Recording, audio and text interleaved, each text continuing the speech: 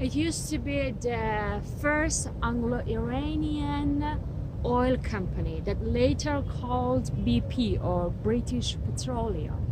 One of the first, for sure, one of the first building of British Petroleum before the nationalization of oil industry in Iran, of course.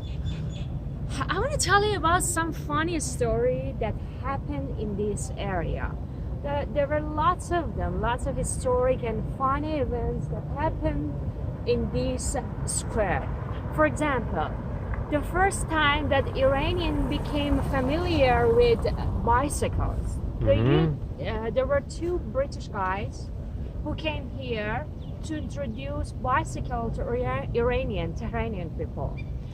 When they started to ride the bicycle, Tehranian people, that time there were some of them, of course, superstitious. They were surprised and even they were scared because they thought that probably devils helped them to keep the balance.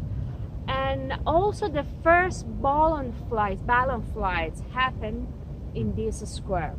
But the funniest event has ever happened in this area was that time that, I don't know, Polish or Russian pilot during the First World War had to have an emergency land exactly in this area.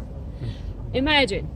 And after that, people sarcastically call this area the first airport of Iran or Tehran.